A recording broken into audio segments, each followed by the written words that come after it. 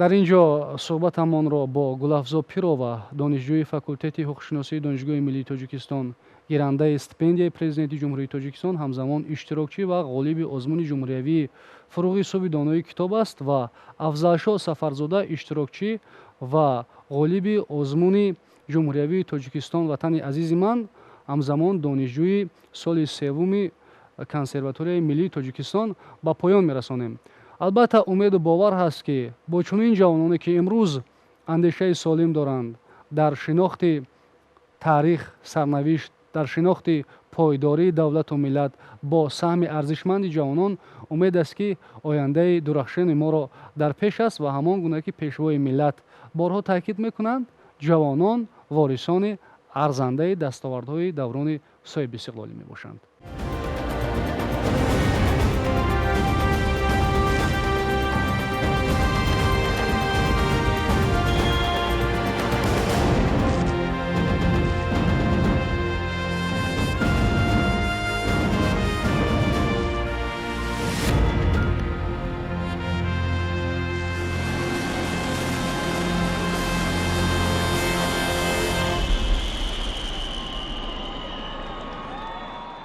با مقصد رعایت حقوق‌های کنستیتوسیونی جوانان، تحکیم مقام آنها در حیات مملکت برای بهتر گردانیدن شرایط زندگی و تحصیل، کسب آموزی و فعالیت پرثمر آنها به واسطه از طرف اساسگزار صلح و وحدت ملی پیشوای ملت پرزیدنت کشور محترم امامعلی رحمان و حکومت جمهوری تاجیکستان تدبیرهای مشخص اندیشیده شده است. از جمله با دستگیری پیشوای ملت محترم امامعلی رحمان صحیفه تازه‌ای در تاریخ نوین تاجیکان باز شده است که آن 23 می روز جوانان میباشد. تجلیل روز جوانان تاجیکستان نه تنها شادی و خرسندی و طرب و فرامندی است، بلکه نتیجه گیری کار و زحمت‌های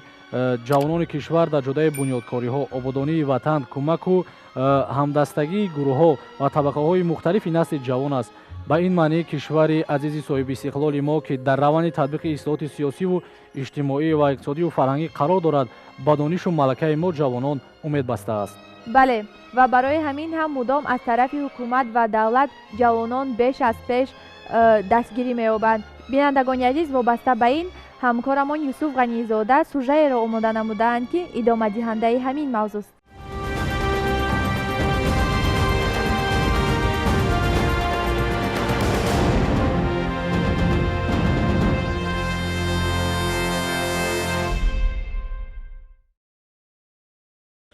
ҷавонон нерӯи созанда ва такягоҳи боэътимоди давлату миллат буда, ояндаи дурахшони Тоҷикистон аз онҳо вобастагии амиқ дорад. аз ин хотир ҳукумати ҷумҳурии Тоҷикистон барои ҳалли мушкилоти ҷавонон, роҳандозии тадбирҳои амалӣ вобаста ба тақвияти фаъолияти онҳо дар ҷомеа, таъмин кардани иштироки фаъоли ҷавонон дар ҳаёти сиёсӣ, иқтисодӣ ва иҷтимоии кишвар, тарбияи ватандӯстӣ ва таҳкими ҳуввияти миллӣ дар ниҳоди ҳар як намояндаи насли имрӯза давра ба давра иқдомоти мушаххасро амалӣ менамояд. пешвои миллат муҳтарам Эмомалӣ Раҳмон зимни суханронияшон бахшида ба рӯзи ҷавонони Тоҷикистон санаи 21 майи соли 2021 иброз доштанд, ки мо ба ҷавонон эътимоди комил дорем. дастгирии самимонаи онҳоро аз сиёсати пешгирифтаи давлату ҳукумат қадрдонӣ менамоем ва нақши арзишмандашонро дар ҳамаи ҷанбаҳои ҳаёти кишвар эҳсос мекунем. дар рӯзҳои аввали ба даст овардани истиқлолияти давлатӣ ва ба роҳ мондани сохти конститутсионӣ дар қаламрави кишвар, аввалин иқдомҳое ки аз ҷониби ҳукумати ҷумҳурии Тоҷикистон роҳандозӣ шуд, ин қонуни ҷумҳурии Тоҷикистон дар бораи ҷавонон ва сиёсати давлатии ҷавонон буд. мақсад аз қабули ин қонун пеш аз ҳама рангину зебо намудани ҳаёти фарҳангию сиёсии ҷавонон ба ҳисоб мерафт. пас аз он барои ба ҳам овардани ҷавонон ва муттаҳид сохтани ҷавонон дар гирди сиёсати ягонаи ҳукумати ҷумҳурии Тоҷикистон иттифоқи ҷавонон ташкил карда шуд. дар ҳар давру замон ҷавонон нерӯи созанда ва пешбаранда ба ҳисоб мераванд ва воқеан ҳам раванди демократикунонии ҷомеаро бидуни иштироки фаъолонаи ҷавонон тасаввур кардан ғайриимкон аст. ҷавонони аз лиҳози сиёсию фарҳангӣ ва илмиву варзиши обтобёфта метавонанд фардои рушди ҷомеаро муайян созанд. яке аз донишмандони машҳур, яъне ки ҷавононро ба мисоли баҳр ташбеҳ додааст, ки агар мо онҳоро оқилона ин қувваро истифода барем, метавонем барои ояндагон боғу бӯстонҳоро ба мерос гузорем.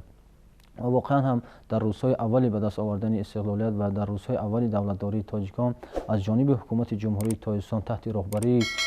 پیشوای معظم ملت محترم امامعلی رحمان برای در روحیه وطن شناسی، خویشتن شناسی و ارج گذاشتن به دستاوردهای استقلالیت، یعنی که تمام توجه خود را یعنی که روانه ساختند و واقعا هم جوانان امروز ما در تمام ساحه‌های اجتماعی سیاسی فعالانه اشتراک نموده ایستادند و ببینید امروز هر یک طیاره‌ای که از خارج کشور به کشور عزیزمون تاجیکستان فرود می‌آید حتما در داخل آن یک جوان با دستاورد چی دستاوردی ورزشی یا که فرهنگی و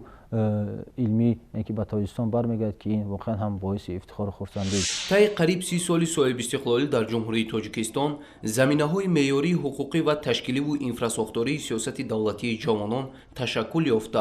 ده‌ها سند معیاری حقوقی قبول و مجموعی مسئله‌های سیاسی و اقتصادی و اجتماعی و فرهنگی که بواسطه به جوانان دخل دارند حل و فصل کرده شدند. باید گفت که در شرایط پیشرفت با سرعت علم و تکنیکا و تکنولوژیاها مسئله بلند برداشتن سطح معرفت و سوادناکی جوانان و به آموزش علم و دانش‌های زمانوی فرا گرفتن آنها امروز در محور سیاست پیشگرفته حکومت مملکت جای داشته، با مقصد بلند برداشتن شوق و ذوق جوانان با آموختن علم و دانش، پیش از همه علم‌های طبیعی، ریاضی و دقیق، کشفیات و نوآوری، توسعه جهانبینی آنها و هوسمند گردانیدن جوانان با لیاقت و صاحب معرفت که می توانند در آینده برای پیشرفت دولت و جامعه سهم باسزا گذارند، استیپندیا و جایزه های گوناگون برای جوانان تأسیس داده شده است. امروز جوانان تاجیکستان یکی از جوانان خوشطالع، خوشبخت و نیکوسیرشت و نیکوکار هستند که زیر سیاست خردمندانه، بنیادکارانه و دستگیرانه پیشوای معظم ملت پرزیدنت محبوبمون محترم امامعلی رحمان قرار دارند. ببینید که امروزها بهر رشد ساحه ورزش، علم و معرفت پیشوای معظم ملت شرایط‌های ارزنده را فراهم آورده ایستادند. دستگیری‌های دیگر در آن است که امروز کادرهای جوان در تمام کارخانه‌ها و اداره و تشکیلات و مؤسسه‌ها صف جوانان نظررس شده ایستاده است. یعنی جوانای امروزه جوانایی که علم و معرفت و دانش خوب دارند صاحب کسب و کار گوناگون نیستند. با شرافت صلح و وحدت ملی و استقلالیت دولتی از جانب حکومت جمهوری تاجیکستان برای باز هم هوسمند گردیدن جوانان، خاصه نورسان، خوانندگانی که با بهای خوب و اعلی تحصیل می‌نمایند از جانب حکومت جمهوری تاجیکستان استیپندیای پرزیدنتی تشکیل شده است که همه ساله 400 نفر از خوانندگان فعال ما از تمام جمهوری به گرفتن یعنی که استیپندیای پرزیدنتی مشرف می‌گردند و امسال با ابتکار پیشوای معظم ملت محترم امامعلی رحمان یعنی که تعداد گیرنده‌های استیپندیای پرزیدنتی از 400 نفر به 3000 نفر رسانیده شد که این واقعا هم باز جوانان رو یعنی که هوسمند می‌سازد، باز جوانان رو وادار می‌کند که از هر دفعه دیده باز بیشتر علم و دانش بیاموزند و این چنین همه ساله 1000 نفر از جوانان در ناحیه‌های دوردست یعنی که به دانشگاه‌های عالی کشور طریق کوتا یعنی که جلب می‌گردند و آنها پس از ختم دانشگاه به ناحیه‌های خود به همون دهات‌های دوردست خود برگشتند برای رشد دولتداری تاجیکستان و برای خدمت به مردم کمر همت می‌بندند. توجه و دستگیری‌های دائمی رهبریت عالی دولت و حکومت هر یک جوان آگاه را وادار می‌کند که خودشناس باشد و در روند جهانی‌شوی زیرکی سیاسی را روی کار گیرد و در حفظ ارزش‌های ملت و دولت خویش صادق بماند. فراموش نباید کرد که امروز جوانان همچون یک نیروی پیشبرنده در پناه دولت قرار دارند و من بعد نیز جهت رشد همه‌جانبه آنها چاره‌های مشخص از جانب حکومت جمهوری تاجیکستان عملی کرده می‌شوند.